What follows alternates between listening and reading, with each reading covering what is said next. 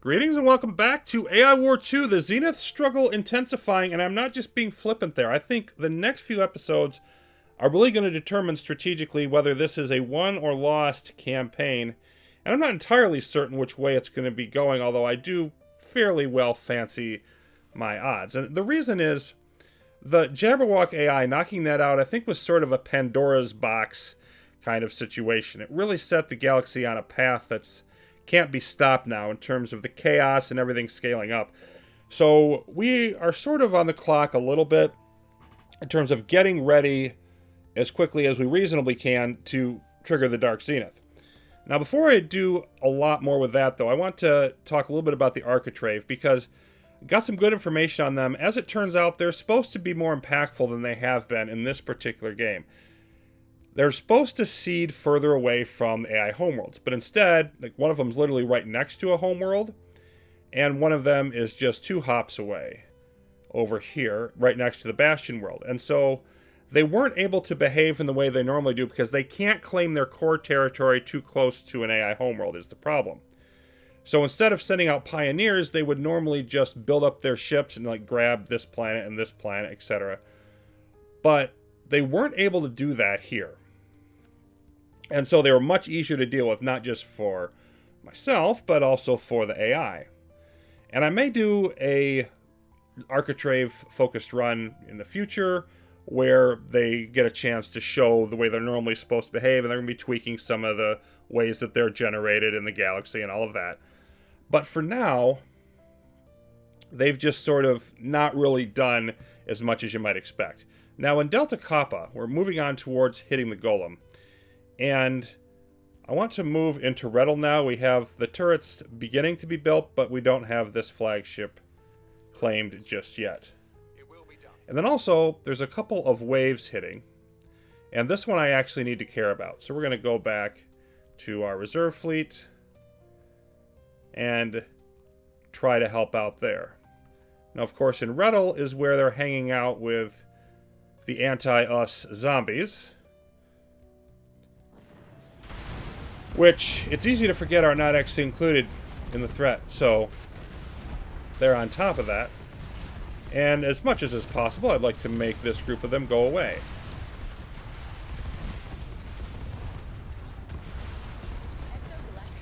And yes, more vengeful exos. Thank you so much for that. Let's see, is our fleet in here? They are. Get them unloaded and set to go.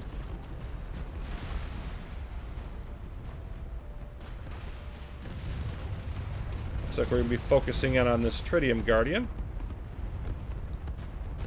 And waiting for it to exit multiphase.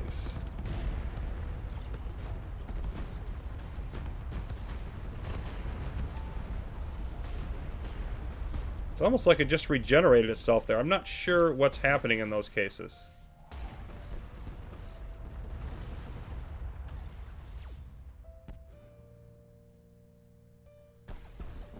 So I guess we just wait. It's trying to leave now. But we're able to focus on it and finally eliminate it for good. Okay. So next up, we're going to hop into So 2. And here, this is a system that has an eye. But thankfully, we don't have to worry too much about that eye, because it only has 3 guard posts protecting it. A couple of them nearby, right where we're going to come in, an unarmed guard post, etc. So we're just going to hop in here, and I wonder if we have our other fleet up yet. We do. They're going to come in as well. I'll wait a bit on the support fleet, but I'm just going to brute force this.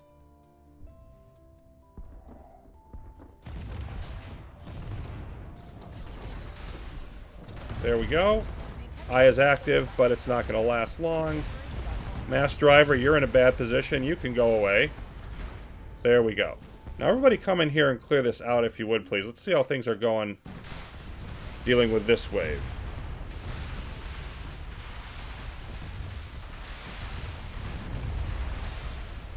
And it looks like overall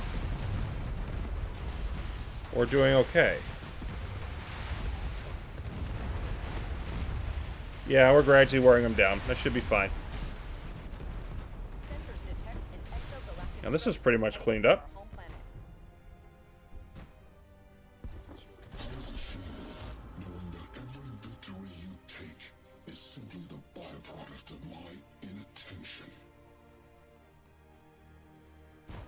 So, I'm putting the command station over here not because it's by the golem, but because it's a pretty good defensive position and should help the turrets to deal with the archive hack when that happens. So let's go ahead and throw up some force fields.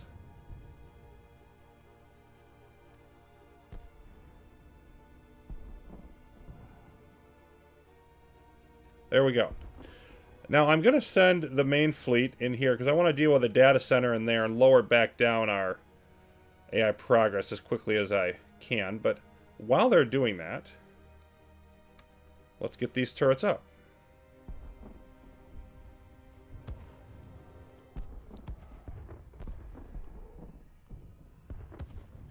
And it notes that we have claimed the officer fleet. Now, just in case this comes up later, it's noted as Lone Omar here. And that's because when the galaxy was created, there were still lone wolves. Now they've all been converted into officers, largely for simplicity's sake. All the super weapons are officers. But it's still, you know, marked as lone because that's what the naming was. Now, the key parts about the Retribution Golem are it can take a bunch of punishment, and it dishes it back out. The electrotoxic hull there, so it reflects 60% of the damage back to whoever shot at it. It also has its own weapons, but those aren't the main effect that it has. And then the regeneration, you can't repair this. It will simply heal itself over 3 minutes. So the idea is you use it fairly tactically. You throw it into the middle of a big fight at a key moment, and you want it to absorb as much damage as possible. And then it'll be most effective then. And then once it's destroyed, or damaged all the way rather, it will simply, you simply retreat it from the fight, have it heal for 3 minutes, then you throw it back in later.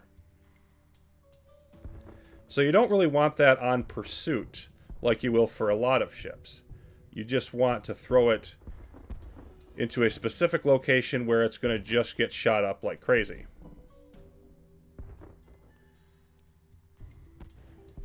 And meanwhile, we'll get everything set up in here so that we can do our hack. Let's move the fleet back this way.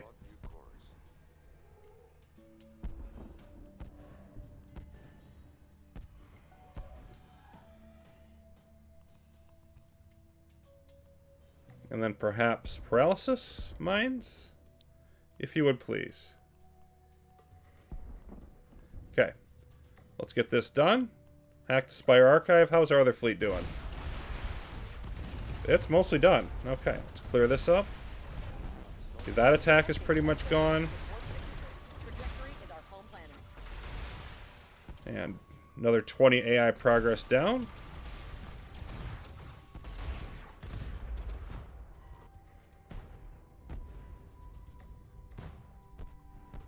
And just wait for this multi-phase to wear off.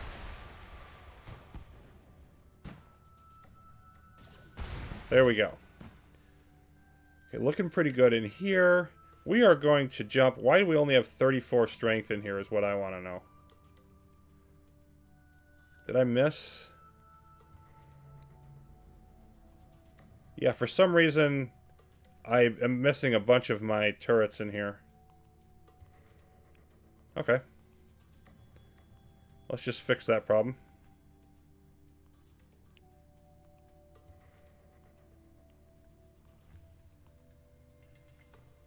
So moving on, I want to switch over to the other side to Sagra. I don't want to have a Mark 6 system on our doorstep building up and generating a bunch of high mark ships that they can use for CPAs.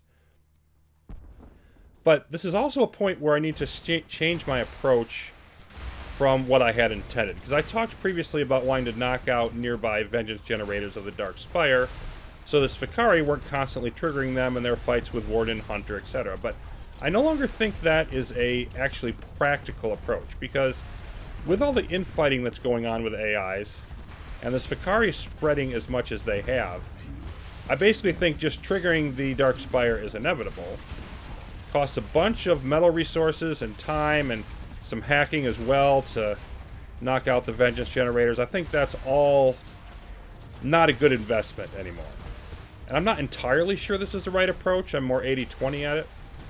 But what I'm intending to do is just try to not combat the Dark Spire directly any more than we have to. And then just go after... Oh, there's our golem in place.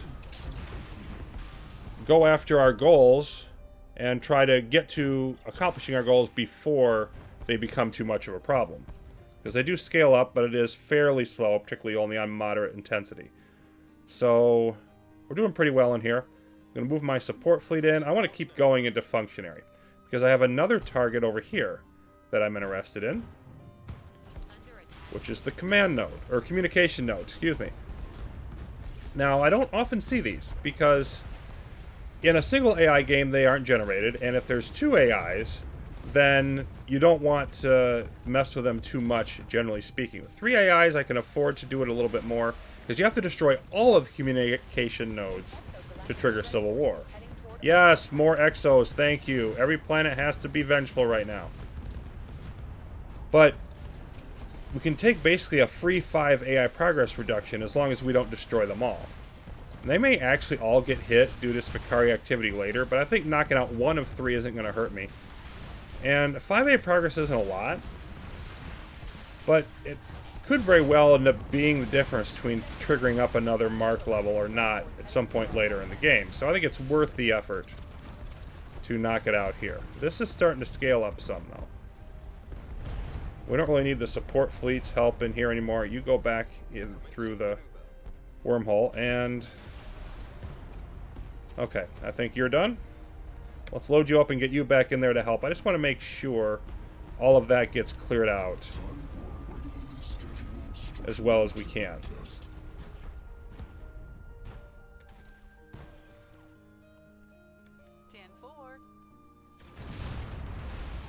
And yeah, let's make sure we're throwing you right into the middle of this. Come on, get in there. Yeah. Get as close as you can, then. It's getting hit some, which is great. Okay, let's unleash you.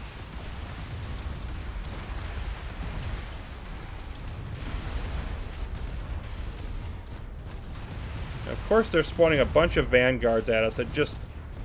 not like it was that dangerous of attack. It just takes time to destroy them. Okay, so we've got a wave coming to Malignus. And this one we don't particularly care about. Although, it might be nice to meet them there, actually. That wouldn't hurt. What do we have left in here? I'll hang out in here a little bit further. But I do want to send the reserve fleet back to Malignus. There we go.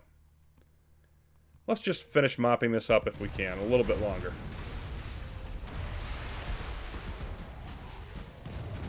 We've also got some mirrors in here.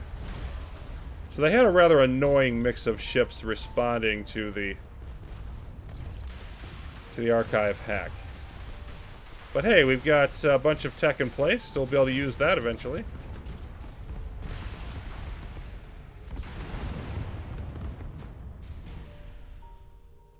I'm going to call that good now. Let our turrets and whatnot mop everything else up. Load, load, load.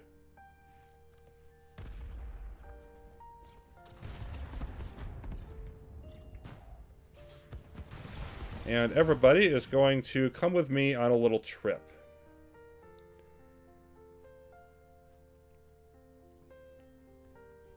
We'll just come to Conglomoon and deal with that. See, how's our fleet doing? Are they in Malignus? They are. Excellent.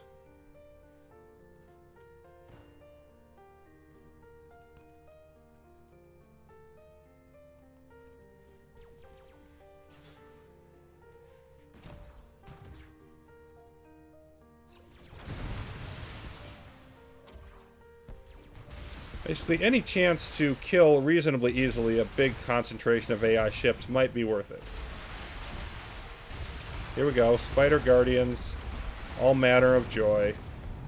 Pretty even fight initially. Malignus is going fine.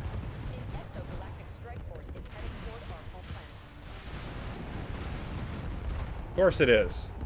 There's always an exogalactic strike force heading towards our home planet. I honestly think in this game they need to announce when there's not an exogalactic strike force heading towards our home planet. Because I think those are going to be far fewer occurrences.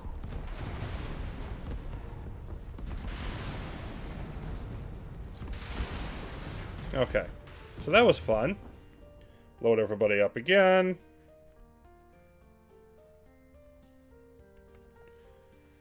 And I want to get everybody back to the home world. Well, actually, we'll throw them into Malignus.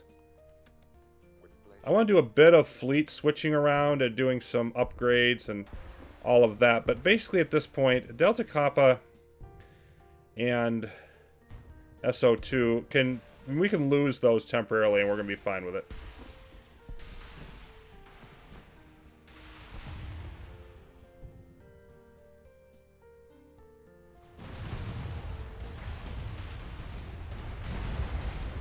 There we go. Unload everybody. Clean out the mess, please.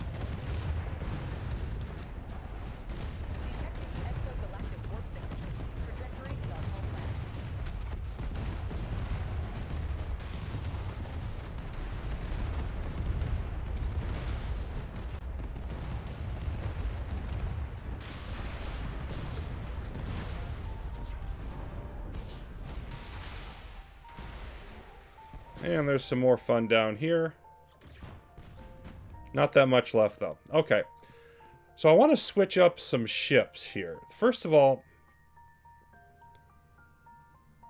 I want to move the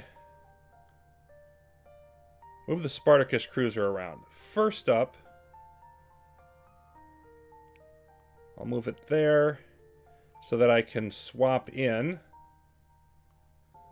some things. I want to swap in just the pulsar tank, but also the ethereal cruiser. And the reason I'm doing this, let's switch over to the reserve fleet. I want you to bring in the Spartacus cruiser and the MLRS. Now, I want the Spartacus cruiser on my reserve fleet because I think the multi-phase is more effective in that type of a role. And then I can have the ethereal cruiser on my attack fleet. Plus just dividing up the, ships that we just acquired.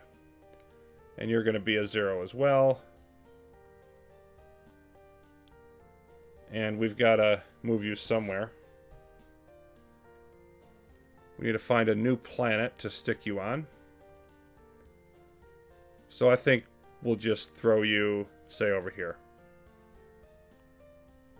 It's probably as good as anything. Okay, so our next barrel of fun from here, what are we going to be doing? Well, I really want to leverage the FRS. This is going to be a key focus for the next episode, because when you're getting a bunch of cruisers and a bunch of different fleets, I think it's useful about the 200 to 300 AI progress range to really focus on them, because you're basically multiplying the effects. Like if you get officers, you pay AI progress for them. You get cruisers, you pay AI progress for them. But if you use FRS to boost that impact, then I think it's really a far better way to go about it than simply taking the cruisers or the officers by themselves. I just view them as a package deal in terms of strategically using them well. So I'm going to want to get some FRS, and then I'm going to decide which officers I want. I think down here, I'm really liking the looks of, the Thanatos. I like the zombification. And then the Nidorian Tortoid and its attrition ability, I think, is really going to be helpful probably to us later on. So I think I definitely want those two, and throw FRS and cruisers with them and whatever mix of ships I can put in there. And then I'll have multiple pretty good elite type fleets to move around and defend and hit hot spots and be a lot more versatile than I am now. Also boost the AI progress up some, but I think it'll be worth it. And then there's data centers over here I want to hit, and the major data center here. So taking this and possibly getting a cruiser there. You know, the officers back in this direction, then hitting these data centers. That's all that's on my list now to do before we hit the Dark Zenith. So we'll see how much of that we can get done in the next episode, but we are starting to close in on that goal. Till then, thanks for watching. More AI War 2 will be coming up soon. See you then.